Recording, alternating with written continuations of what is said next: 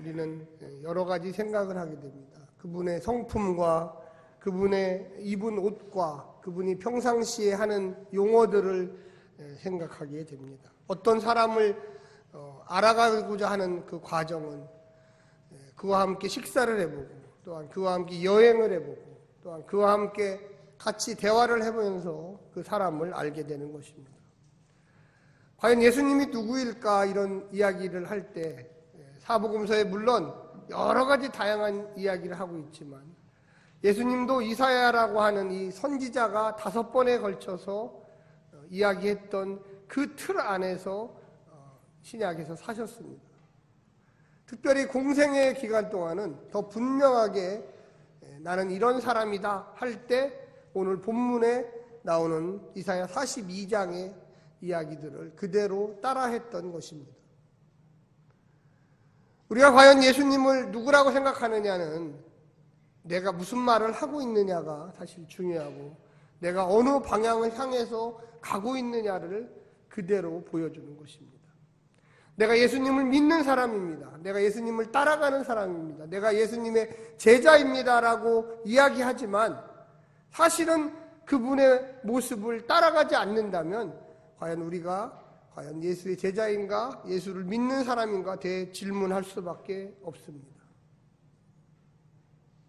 우리의 본질이 드러나는 순간, 저분은 진짜로 예수 믿으시는 분이구나. 저분은 정말로 성서에 나오는 예수를 따라가려고 나름대로 노력하시는 분이구나. 그런데 과연 우리가 예수님을 제대로 알고 있을까요? 예수님의 시대와 이사야의 시대는 무려 500년이라고 하는 어마어마한 시간차를 두고 있습니다. 또 예수님과 우리와는 거의 2000년이라는 어마어마한 시간차를 두고 있습니다. 예수님도 이사야서를 읽으셨을 것입니다. 또 예수님도 유대교 회당에서 또 예루살렘 성전에서 예수가 누구인가를 그대로 배우셨을 것입니다. 교회력의 절기로 지금은 주현절이라고 합니다. 주님이 공생애를 시작한 그 순간 하나님의 아들 예수가 어떠한 모습으로 우리에게 다가오시는지를 알려주는 기간입니다. 우리가 말씀을 통해서 예수를 따라가는 제자들이 되기를 간절히 원합니다. 할렐루야. 우리의 삶이 1년을 계획하고 나갈 때 이 첫째 달에 중요한 로드맵을 결정해야 됩니다. 과연 예수가 나를 이끌고 가고 있는지 아니면 내가 예수를 거꾸로 이끌면서 가고 있는지를 결정을 해야 합니다. 성서의 말씀이 2000년 전 이야기라고 할지라도 하나님의 영 성령님이 우리를 이끄시기를 간절히 원합니다. 할렐루야. 오늘 본문의 말씀은 이사야서에 나오는 5번에 걸쳐서 주의 노래라고 해서 야훼의 노래, 한마디로 얘기해서 그들에게 무엇을 가르치기를 원했던 것인가, 이런 사람이 나오면 그가 바로 메시아다 이렇게 이야기합니다. 오늘날도 영웅이 나오면 그 영웅을 우리가 기다리고 있었던 그 사람, 오늘날에는 영웅이 나타나지 않는다고 합니다. 그러나 스타가 나타나죠. 스타가. 요즘에 제가 보니까 그 MBC에서 하는 놀면 뭐하니라고 하는 그 프로에 보니까 유재석이라는 사람이 유산슬이라고 그래가지고 트로트 가수로 데뷔를 하는 과정을 쭉 보여줘요. 어제는 보니까 100명의 사람들에게 라면을 끓여주더라고요. 라면. 근데 제가 볼 때 라면이 하도 맛이 없는데 막 팅팅 부른데 그걸 받는 사람들은 너무 황송해해요. 한국을 대표하는 스타가 그렇게 퉁퉁 부른 라면을 줘도 그 받으시는 분은 얼굴이 얼마나 기쁜지 몰라요. 그 사람이 스타이기 때문에 그렇습니다. 하물며 우리를 죄에서 구원하시는 주님이 우리를 이끌고 가고 있다라는 그 성령의 역사를 믿게 될 때 우리는 너무나 기쁘고 즐거워요. 할렐루야. 그런데 우리 그 성도님들은 별로 안 즐거우신 것 같아요. 옆에 분 얼굴 좀 한번 보세요. 아까 제가 새해 복 많이 받으세요 하니까 별로 안 따라서 왔어요. 이제 새해 지나갔어요. 최소한 구정은 아직도 남아있는데, 우리 전통 명절이 남아있잖아요. 그 기간 동안은 그래도 새해 복 많이 받으세요가 좀 통용이 됐으면 좋겠습니다. 다시 한번 해볼까요? 예수님 안에서 복 좀 많이 받으십시오. 저보고 하지 마시고 옆에 분한테 한번 얘기해서, 다시 한번 얘기해서, 예수 사랑으로 복 좀 많이 받으십시오. 네. 우리가 1년 내내 해도 돼요. 사실은 예수님의 사랑 안에서 복 좀 많이 받으십시오. 우리가 시공간을 초월해서 예수의 삶이 곧 나의 삶이 돼야 되고, 예수님이 불렀던 그 노래가 나의 노래가 돼야 되고, 이사야가 불렀던 그 노래가 결과적으로 우리의 삶에 정말로 예수가 저런 분이셨구나라고 하는 그 느낌을 좀 받으시기를 간절히 부탁드립니다. 오늘 본문에 보게 되면 놀라운 이야기가 나옵니다. 메시아는요, 하나님이 먼저 붙들어 줘야 돼요. 그리고 나의 종이라고 그랬습니다. 내가 택한 사람이라고 했습니다. 나는 그에게 하나님의 영을 부어준다고 그랬어요. 학자들에 의하면 예수님이 30세까지는 자기가 누구였는지 긴가민가 했다는 거예요. 내가 분명히 특별한 사람으로 태어난 것 같은데. 그 어머니도 역시 마찬가지로, 야, 너가 특별한 사람으로 태어났다. 그런데 분명하게 알게 된 것은 그가 하나님의 영을 받음으로, 내가 메시아로서 이 땅에 왔구나. 내가 메시아로서의 존재를 가졌구나. 왜 긴가민가 했냐면 그가 육신을 가졌기 때문에 그렇습니다. 우리가 그렇잖아요. 내가 정말로 어떤 사람일까? 여러분은 과연 어떤 사람이세요? 주변의 사람들이 여러분에게 어떤 사람이라고 이야기합니까? 저분은 참 성실한 사람이야. 저분은 참 용기 있는 사람이야. 저분은 참으로 겸손한 사람이야. 저분은 정말 노래를 너무나 잘해. 정말로 위대한 사람이야. 그런데 예수님에 대해서 이야기할 때 성령에 충만한 사람. 거기 1절 마지막에 보면 내가 나의 영을 그에게 주었은즉, 할렐루야. 먼저는 하나님이 나와 함께하는 사람이 되어야 합니다. 야훼의 노래, 야훼의 종의 노래가 무엇일까? 주님은 성령에 충만한 사람이었어요. 저는 우리 행복한 교회 성도들이 앞으로 1년 동안 성령에 충만한 사람으로 예수 제자가 되기를 간절히 부탁드립니다. 우리 인생 속에 내가 무엇을 할 줄 안다 이런 문제가 아니에요. 하나님의 과연 영이 내 안에 있는가? 만약에 예수님이 하나님의 영이 성령님이 거하지 않았다면 그는 평범한 유대인으로서 그냥 살아갔을 것입니다. 여러분과 제가 특별한 이유는 하나님이 우리를 선택해 주시고 주님의 영이 우리 가운데 거하신다는 거예요. 그래서 우리도 모르게 그분의 말씀 앞에 순종하게 된다는 거예요. 이것을 이해하지 못하는 사람들은 항상 내 생각, 내 지혜, 내 이성적인 판단에 근거해서 하루하루를 살아간다는 거죠. 우리는 그것을 섭리라고 합니다. 섭리를 깨닫는 순간 우리의 삶이 바뀌기 시작해요. 내가 내 의지대로 무엇을 할 수 있는 게 아니구나. 여러분, 우리가 어떤 사건에 휘말리게 되는 경우가 내 의지만으로 됩니까? 아니죠. 길 가다가 어떤 사람은 어깨를 탁 부딪히더라도 그것이 난 저 사람은 어깨를 탁 부딪혀야 돼. 이렇게 해서 됩니까? 시장을 가다가 어떤 사람을 만나가지고 그 사람하고 얘기를 한참 하는데 알고 보니까 그 사람이 사기꾼이었어요. 그때 놀라워요. 저도 최근에 며칠 전에 사기를 한번 당했습니다. 그래서 지금 긴가민가 하고 있어요. 그분이 사기꾼이었을까? 진짜였을까? 저하고 제 아내하고 눈 뜨고 3만 원을 뺏겼어요. 저하고 혼자 당한 것도 아니에요. 저 지혜로운 제 아내가 먼저 선수를 쳐가지고 제가 2만 5천 원을 주고 제 아내가 5천 원을 주고 3만 원 도합 3만 원을 주고 제 아내가 상당히 똘똘한 줄 알았는데 제가 왜 아담이 하와에게 뺏겼는지를 그날 깨달았어요. 굉장히 냉철하고 분석적, 저는 굉장히 감정적인 사람인데 제 아내가 아주 합리적이고 이상적인 사람입니다. 아직 결론은 안 났어요. 결론은 며칠 더 있어야 돼요. 진짜 그게 사기였던가 아니면 진짜였던가 제가 아주 궁금해요. 지금. 우리가 만약에 내 의지대로 2020년을 12월까지 끌고 갈 수 있다면 얼마나 좋겠습니까? 그러나 돌발 변수들이 여기저기서 정말로 지뢰밭처럼 많이 발생돼요. 우리 예수 믿는 사람들은 하나님의 영으로 하는 해를 살아가야 합니다. 할렐루야. 예. 지뢰를 밟아도 내가 살 수 있다는 확신을 갖고, 내가 설사 잘못된 길을 가도 하나님의 영이 나를 선한 쪽으로 이끌어 주시리라 저는 믿습니다. 예.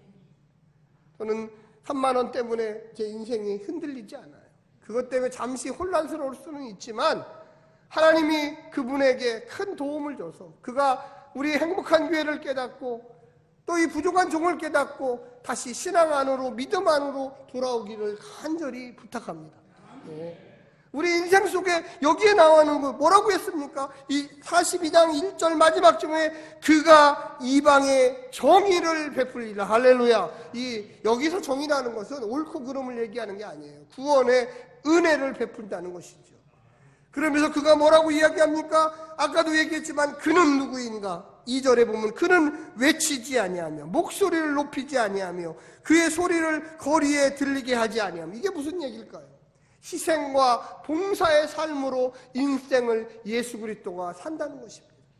여기에 보면 여러분 3절 한번 같이 읽어주십시오. 시작. 상한 갈대를 꺾지 아니하며 꺼져가는 등불을 끄지 아니하고 진실로 정의를 시행할 것이라. 할렐루야.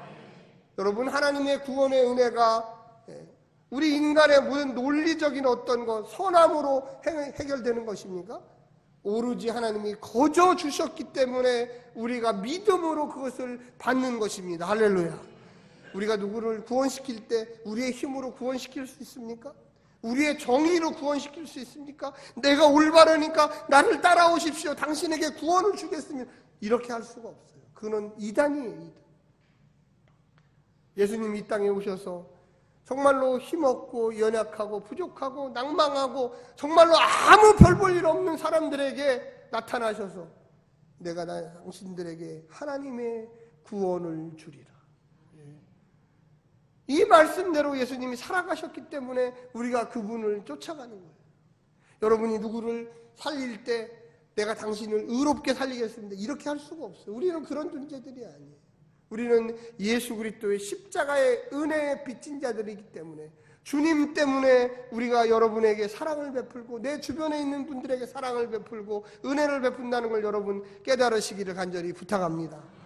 사랑하는 성도 여러분, 거기에 4절도 이렇게 이야기합니다. 그는 쇠하지 아니하며 낙담하지 아니하고 세상에 정의를 세우기에 이르리니 섬들이 그 교훈을 앙망하리라. 할렐루야. 사랑하는 성도 여러분, 예수님이 누구입니까? 여기서 그는 계속 나와요. 우리가 이분 그는을 쫓아가고 있는 거예요. 그는 살아가는 거예요. 만약 예수님이 폭력으로, 힘으로 어떤 사람을 논리적으로 설득해서 그를 이끌리라 했다면 아마 그보다 더 뛰어난 사람이 나타났을 거예요. 이 본문 2절부터 4절을 자세하게 읽어보면 하나님의 의지대로 나를 나타내지 아니하고 순종하며 순명하며 쫓아가겠습니다라는 그 모습을 우리는 보여줍니다. 사랑하는 성도 여러분, 우리가 예수님을 사랑하고 그분에 흠모하고 그분을 따라가는 사람들이라면 올 한 해 하나님의 섭리 가운데 2절부터 4절까지 나오는 그 본문 가운데 사시기를 간절히 부탁합니다. 법정 스님이 무소유라는 책을 써가지고 저도 한번 읽어봤는데 아주 정말로 놀라운 이야기를 썼어요. 무소유, 아무것도 가지지 않는다는 거예요. 그런데 그 스님도 놀라운 걸 깨달았어요. 그런데 여기 나오는 2절부터 4절 말씀을 자세하게 읽어보면 내 의지대로 사는 게 아니라 성령님의 의지대로 내가 살겠습니다라고 신앙인은 고백해야 할 책임이 있습니다. 아멘. 네. 옆에 분한테 한번 얘기하세요. 올 한 해 동안 성령님께 의지하십시오. 제발 나대지 좀 마십시오. 예, 제발 나대지 마요. 성령님께 의지하는 사람은요, 무언가를 막 폭발하는 게 아니에요. 올해 4월 달에 선거가 있잖아요. 오늘 얼마나 지금 나대는지 나를 찍어주시고 현수막들 그냥 그분들이 얼마나 지난 4년 동안 우리를 괴롭혔습니까? 희망을 주는 정치가 아니에요. 예수님의 삶을 2절부터 4절부터 자세하게 보세요. 그가 어디 누구를 때렸습니까? 누구를 욕했습니까? 누구를 어떻게 막 쥐고 흔들어갖고 막 떨어지기를 바랬나요? 자기 자신이 십자가에서 죽으시면서 주여 나 하나 죽음으로 인류를 건져 주시옵소서. 할렐루야. 성도들은 그런 거예요. 우리 행복한 교회가 낮아지면 이 장안동이 번쩍번쩍해져요. 할렐루야. 예. 우리 성도들이 낮아지면 이곳에 많은 사람들이 예수 향기를 맡게 돼요. 예. 저는 제가 붕어빵을 이렇게 하는데 사람들이 와서 대부분 놀라는 게 왜 목사님이 저런 일을 하실까? 그럼 목사가 무슨 일을 하는 거예요 도대체? 목사가 제일 낮아지는 역할을 하는 거예요. 할렐루야. 예. 예수님도 십자가에서 죽으셨는데 저 같은 죄 많은 인간이 도대체 뭐를 했죠? 우리가 낮아질 때 사랑하고 위로하고 섬기고 할렐루야. 예. 낮아질 때 별일 아니에요. 예. 우리가 예수 따라가는 게 무슨 뭐 대단한 일인가요? 아니에요. 그저 예수님처럼 낮아지면 돼요. 그러면요 사람들이 좋아해요. 어디든지 가도 야, 이 사람 진짜 예수 향기가 나네. 정말 예수하고 좀 비슷하네. 진짜 성경에 나오는 그 예수처럼 살려고 몸부림치며 노력하네. 할렐루야. 네, 노력하네. 예수 믿는다는 게 뭐 어마어마한 거라고 생각하시는 분들이 있는데 아니에요. 올 한 해 내 자녀들에게 좀 사랑으로 낮아지시기를 간절히 부탁합니다. 예? 눈높이라는 게 있잖아요. 내 높이로 자녀를 판단하지 마세요. 내가 낮아져서 정말로 야 내가 부모지만 너가 진짜 무엇을 원하냐? 네가 무슨 일을 해보고 싶냐? 근데 요즘에 이 어린아이들 젊은이들은 부모가 낮아져도 부모를 우습게 알더라고요. 뭘 해준다고 그래도 싫어. 그냥 핵심이 싫어요. 사춘기 소년 소녀들은 싫어요. 싫어. 몰라. 내 방으로 문을 확 닫고 그냥 들어가. 얼마나 힘든지 모르겠어요. 또 30, 40대 자녀들은 또 안 그러십니까? 50대, 60대 자녀들에게 부모님들에게 불만과 불평이 가득해요. 왜 우리 엄마 아빠는 돈이 없을까? 아빠 찬스를 좀 써야 되는데.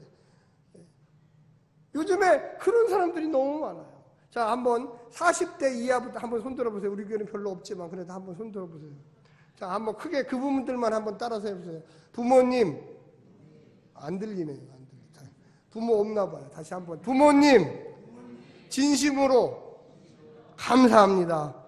네, 몇 사람 안 되지만. 네. 웃을 얘기가 아니에요. 아니에요.